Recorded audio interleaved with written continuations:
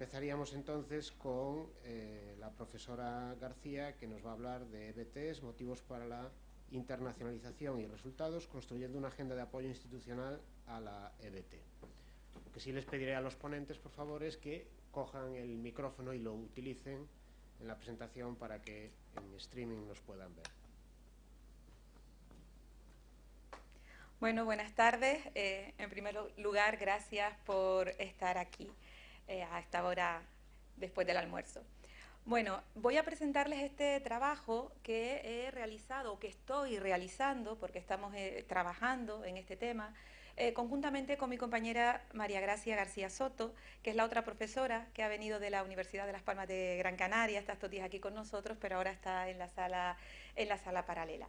Las dos somos profesoras de la Universidad de Las Palmas de Gran Canaria, y esto quiero decirlo porque estamos muy contentas, muy orgullosas este año, porque es el año, como pueden ver ahí, de nuestro... nos parece una cifra muy grande, pero comparando ayer, que en la presentación comentaron que era el 520 aniversario de la Universidad de Valencia, pues imagínense lo que es nuestra universidad. Pero bueno, estamos dando nuestros pasos para que se consolide. Bueno, sin más dilación, voy a pasar a presentarles el trabajo que hemos elaborado y quisiera empezar justificando por qué hemos creído conveniente estudiar los motivos para la internacionalización de las empresas de base tecnológica. Y quizás, en primer lugar, lo que tendríamos que, o lo que quisiera justificar es por qué estudiar la internacionalización de las empresas de base tecnológica. Bueno, estas empresas son empresas habitualmente de pequeño y mediano tamaño, de reciente creación, fundadas por uno o varios emprendedores, pero que no pertenecen a un grupo empresarial que pueda prestarles apoyo en términos de recursos económicos o en términos de recursos de conocimiento.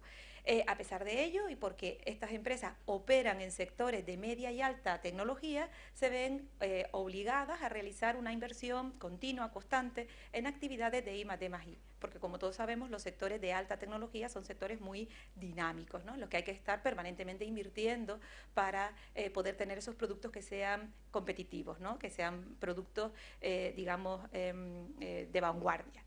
Bien, claro, dada su condición de pequeña empresa y de reciente creación, para estas empresas se convierte, por tanto, en una necesidad el recuperar la inversión que realizan en actividades de I+D+I. Tienen que recuperar esa inversión precisamente para poder seguir invirtiendo en este tipo de actividades y tener probabilidades de sostenerse en el mercado. Y claro, para recuperar esa inversión en I+D+I, una alternativa idónea es expandirse internacionalmente para ampliar la base de clientela e incrementar la venta. Por tanto, para estas empresas es casi una necesidad esa internacionalización. Sin embargo, no todas las empresas de base tecnológica se internacionalizan y además muchas de las que se internacionalizan a veces en lugar de ver incrementados sus resultados lo ven mermados. Entonces podríamos preguntarnos por qué es esto así, si se supone que es positivo para ellas esa internacionalización para recuperar la inversión. La realidad es que estas empresas carecen de recursos. Y esas limitaciones de recursos les impiden, pues, por ejemplo, desarrollar las rutinas necesarias para coordinar una actividad internacional, para adaptar sus productos, si fuera necesario, a las necesidades de los mercados de diferentes países e incluso para localizar socios adecuados para llevar a cabo las actividades en esos otros países, de tal manera que en ocasiones esa internacionalización, como decía, conlleva peores resultados de las empresas. Precisamente por eso, desde las administraciones públicas ha existido el interés por apoyar a las pymes en general y a estas empresas en particular con el desarrollo de proyectos, programas de apoyo a la internacionalización empresarial. Lo cierto es que estos programas son insuficientes, no llegan a todas las empresas y en muchos casos los resultados de estos programas no son los que se esperan. En el sentido que muchas empresas, a pesar de recurrir a estos programas de apoyo, no por eso consiguen una internacionalización de éxito. Entonces nosotros, digamos, ante este contexto, hemos pensado que hay un espacio y una necesidad de seguir investigando en el campo para encontrar esos elementos que pueden ser críticos para la internacionalización empresarial de las empresas de base tecnológica. Y en ese sentido, creemos que un aspecto relevante a considerar es el de los motivos que llevan al emprendedor a internacionalizar las empresas. Se trabaja mucho, se ha estudiado mucho los modos de entrada que utilizan las empresas, las estrategias para internacionalizarse, etcétera. Pero los motivos específicos que llevan al emprendedor a tomar esa decisión no se han analizado y nosotros entendemos que este tipo de motivos podrían ayudarnos a entender por qué algunas empresas son exitosas en ese proceso de internacionalización y otras no. Pues bueno, un poco con esta idea planteamos como objetivo de nuestro trabajo analizar los motivos que llevan a la empresa de base tecnológica a internacionalizarse y la relación de tales motivos con los resultados que la empresa alcanza. Para dar respuesta a este objetivo, lo que hicimos fue, en primer lugar, lógicamente, una revisión de la literatura en dos vertientes. En primer lugar, analizamos la relación entre internacionalización y resultados. Bueno, al analizar esta literatura vimos que tanto para el caso de las grandes empresas como para el caso de las pymes, en general, luego podríamos hacer matizaciones si ustedes quieren, la literatura establece que la mayor internacionalización conlleva mejores resultados. Eso sí, hasta un punto, a partir del cual mayores niveles de internacionalización generan peores resultados, ¿no? Este punto de inflexión tiene que ver con el hecho de que a veces cuando las empresas se internacionalizan mucho, pues a lo mejor se introducen en mercados que son muy distantes, tanto geográficamente como institucionalmente. Además, una empresa muy internacionalizada tiende a tener sus infraestructuras de producción o de distribución repartidas en múltiples países, de tal manera que el coste de la coordinación de toda esa actividad tan compleja puede superar los beneficios de la propia internacionalización. De ahí ese punto de inflexión a partir del cual mayor internacionalización, peor resultado. Por otra parte, y si nos centramos en el caso particular de las nuevas empresas, vemos que éstas incurren en un riesgo adicional derivado, como antes mencionaba, de sus menores recursos. Con esos menores recursos tienen que desarrollar conocimientos sobre los mercados de destino, rutinas de trabajo para operar en un contexto internacional y, sobre todo, ventajas competitivas que les permitan entrar con éxito y competir en otros mercados. Esto, evidentemente, es un reto para ellas. Pero bueno, hay algunas revisiones algunos trabajos que realizan revisiones amplias de la literatura y que han venido a concluir lo siguiente, que en general para las empresas el hecho de que éstas sean intensivas en actividad de I+D propicia o facilita que los mayores niveles de internacionalización generen mejores resultados, con independencia de que las empresas sean más jóvenes o tengan más trayectoria, sean más viejas, con independencia de que sean más pequeñas o más grandes. El hecho de ser intensivo en I+D genera o facilita el que la mayor internacionalización genere mejores resultados. Y esto es así, ¿por qué? Porque las empresas que son muy intensivas en I+D, pues tienen más capacidad para generar esos productos únicos, productos exclusivos, productos, digamos, que con ventajas competitivas que permitan a la empresa entrar, concurrir y entrar con éxito en otros mercados. Pues bueno, un poco amparándonos en toda esta revisión y sobre todo en los resultados de ese metaanálisis del que les hablaba, pues nosotros, dado que estamos analizando a las empresas de base tecnológica que por definición son intensivas en actividades de I+D+I, establecemos como primera hipótesis de trabajo que las EBT internacionalizadas alcanzarán mejores resultados que aquellas no internacionalizadas.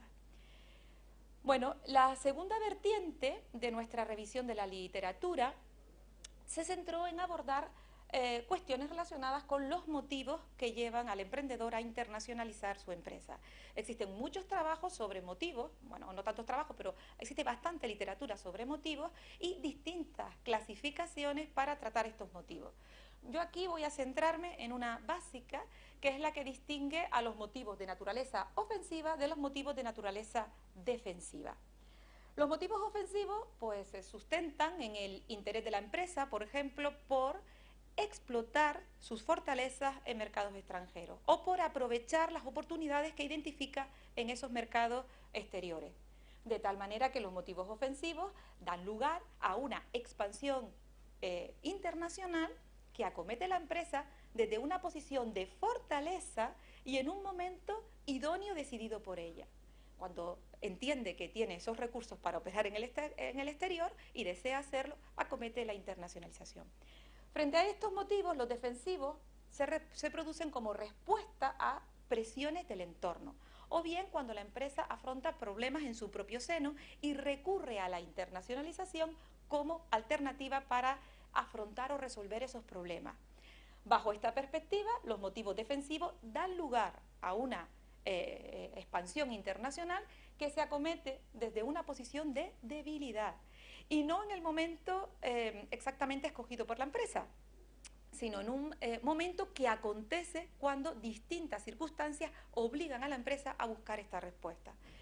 Claro, partiendo de esta distinción entre motivos ofensivos y defensivos, convendrán conmigo en que parece lógico pensar que las empresas que se internacionalizan por motivos ofensivos alcanzarán en general mejores resultados que aquellas que lo hacen por motivos defensivos.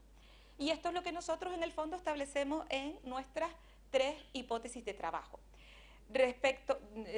asociadas al tema del motivo que lleva a la empresa a internacionalizarse. La primera de estas 3 hipótesis, nosotros la quisimos circunscribir a un tipo de motivo ofensivo concreto, que es el motivo ofensivo que se produce al inicio del proyecto empresarial, cuando el emprendedor define el tipo de EBT que desea y lo plantea como un proyecto internacional desde el origen, o sea, la empresa nace con el deseo de ser Board Global. Entonces, nosotros entendemos que esto es un motivo ofensivo y que cuanto mayor sea la relevancia de este motivo, la decisión de internacionalizar la empresa, mejores serán los resultados que ésta alcance. Luego, la segunda hipótesis la dedicamos ya a otro tipo de motivos ofensivos, sobrevenidos, que surgen a lo largo de la trayectoria de la empresa. Y también entendemos que cuanto mayor sea la importancia de estos motivos ofensivos en la decisión de internacionalizar la empresa, mejores serán los resultados que ésta alcance. Para el caso de los motivos defensivos, la hipótesis es la opuesta. Cuanto mayor sea la relevancia de los motivos defensivos en la decisión de internacionalización empresarial, pues peores serán los resultados que la empresa alcance. Bueno, para testar estas hipótesis, llevamos a cabo un trabajo empírico en 2 fases o en 2 momentos del tiempo. La primera tuvo lugar en el año 2009 y la segunda a finales del 15, principios del 16. En el trabajo del año 2009 consideramos como población objeto de estudio el conjunto de empresas de base tecnológica establecidas en España y consideramos como empresas de base tecnológica aquellas que tenían menos de 250 empleados, por tanto eran pymes, menos de 6 años de vida, eran de reciente creación, no estaban integradas en un grupo empresarial y además operaban en sectores de tecnología media alta o alta según la clasificación sectorial que realiza la OCDE a este respecto, ¿no? Respecto a los sectores. Bueno, pues nosotros, haciendo uso de la base de datos SABI, encontramos que 9.205 empresas respondían a estos 4 criterios. Bueno, eran muchas empresas y entonces lo que hicimos fue, establecimos como error aceptable, un nivel de error aceptable del 5%, y hicimos los cálculos y eso suponía que teníamos que tener una muestra de unas 196 empresas. Realizamos el trabajo de campo y, tras distintas oleadas, obtuvimos 175 cuestionarios válidamente cumplimentados, por lo que el error muestral se elevó un poquitín hasta el 5,29%.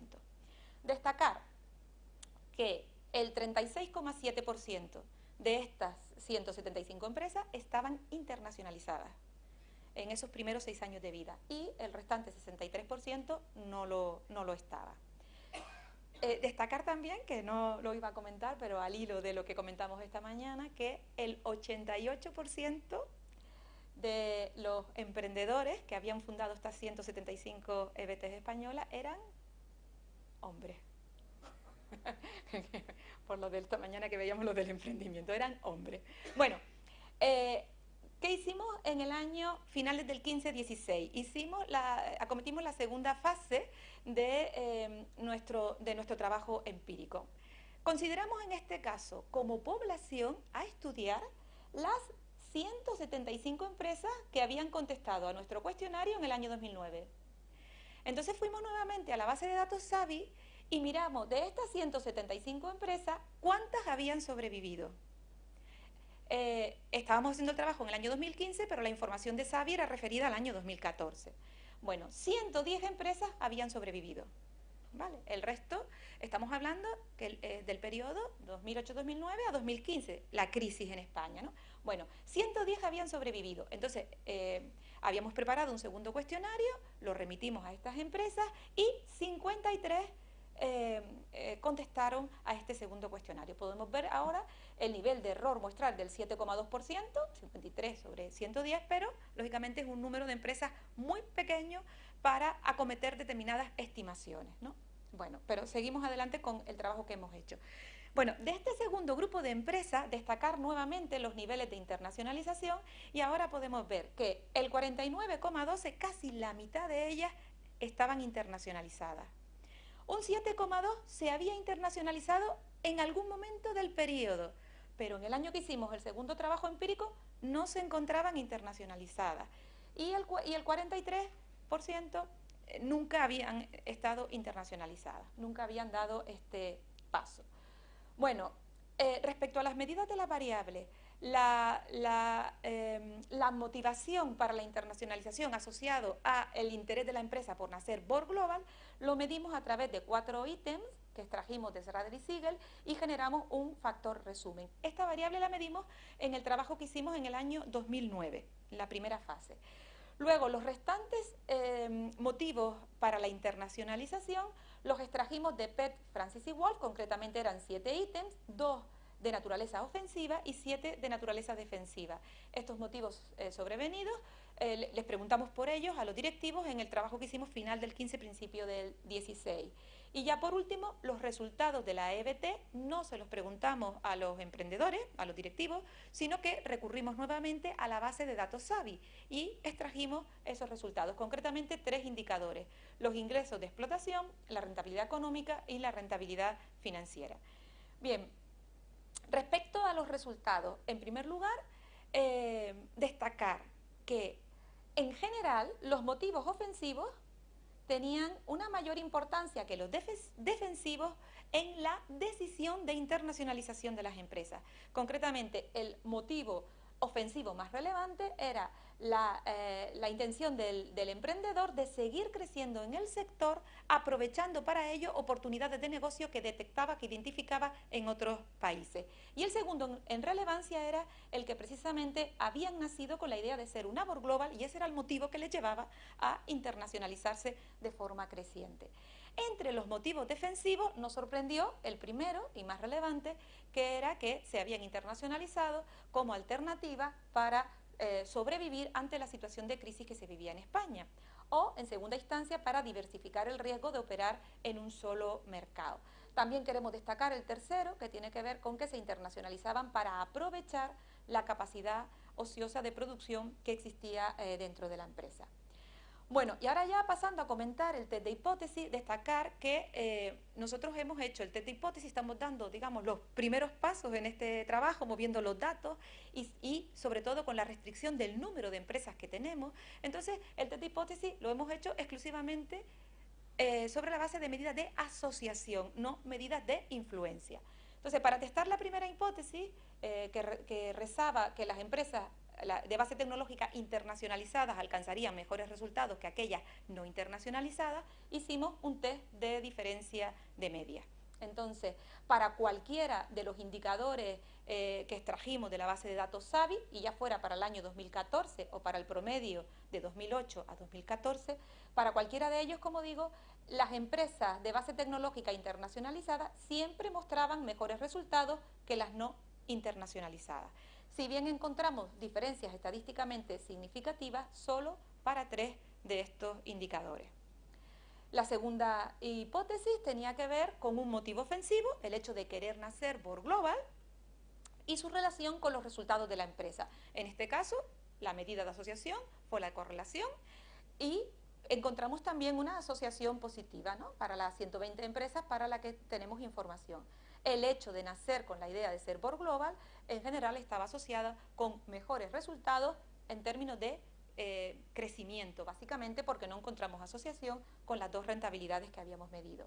Para los restantes motivos ofensivos, seguir creciendo en el sector o acceder a financiación internacional, solo detectamos la asociación positiva para el primero de estos motivos y nuevamente con un indicador referido al crecimiento de la empresa, ¿no?, los ingresos de explotación medios durante el periodo. Y ya para el caso de los motivos defensivos, lo que encontramos fue para que de los 5 motivos defensivos, 2 de ellos sí tenían esa asociación significativa con uno de los 3 indicadores de resultado, en este caso la rentabilidad económica, y tal y como esperábamos, esa asociación era negativa, que cuanto mayor era la importancia de esos motivos defensivos, peor eran los resultados alcanzados por la empresa.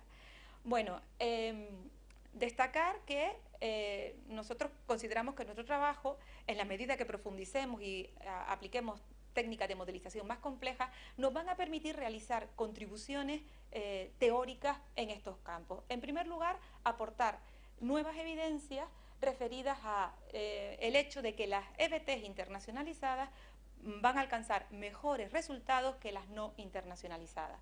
En segundo lugar, que nos gustaría también poder aportar evidencias al respecto de que los motivos ofensivos, en el caso de las empresas de base tecnológica, son más relevantes que los defensivos para acometer la internacionalización. Precisamente suponemos que por la naturaleza del emprendedor que funda una empresa de estas características. Y luego, en tercer lugar, el hecho asociado a que los motivos ofensivos pueden asociarse a mejores resultados empresariales que los motivos defensivos, ¿no?, que pueden tener que ver con peores resultados empresariales. Entendemos que nuestro trabajo tiene algunas limitaciones importantes. El primero es el escaso número de empresas con las que contamos en el segundo trabajo de campo que realizamos en el año 15 y 16, ¿no? Y eso va a condicionar parte del trabajo que podamos hacer, porque incluso estamos pensando, como tenemos identificadas a las empresas, sustentarnos más en métodos cualitativos, pedirles que nos dejen hacerles entrevistas y intentar construir un artículo sólido, pero sobre la base de información cualitativa más que cuantitativa, por el escaso número de casos que tenemos. Y nada más, esto es todo y muchas gracias.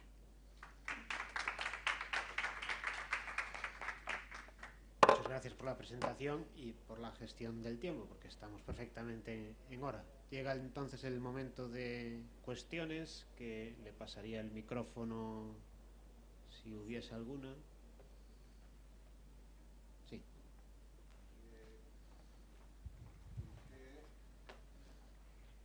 Gracias. Cuando hablas de que la empresa está internacionalizada, ¿en qué momento consideras que está internacionalizada? Porque pues de alguna forma hasta puede que se raje en el proceso y no logre internacionalizarse, pero está intentándolo. O sea, no sé en qué momento se considera que ya está internacionalizada, cuando ya logra negocios o cuando abre una oficina, cuando se anuncia internacionalmente. Nosotros les preguntamos a las empresas directamente en qué año se habían internacionalizado y les preguntamos el modo de entrada que habían utilizado, joint venture, franquicia, licencia. Entonces les preguntamos. Entonces cuando teníamos constancia, ¿no?, de que tenían una inversión o unas operaciones en el país de destino, aceptábamos la respuesta de que estaban internacionalizadas. Nosotros tenemos más información, lógicamente, que la que estoy planteando en este trabajo, porque en el cuestionario que les hicimos en el año 15-16 preguntamos en qué países está, países en desarrollo, desarrollados, qué tipo de países, qué modo de entrada has utilizado en cada país, que no siempre eran los mismos en función del país que entraban. Entonces, no nos bastaba la respuesta de sí estoy internacionalizado, sino el detalle, ¿no? Entonces, el hecho de tener una operación de venta en un momento dado hacia un país en concreto, para nosotros eso no era señal de internacionalización, no la incluimos entre las internacionalizadas. Sí, sin embargo, sí tenía un acuerdo de cooperación con un distribuidor y tenían unas operaciones continuas de ventas en el extranjero, pero si no, no.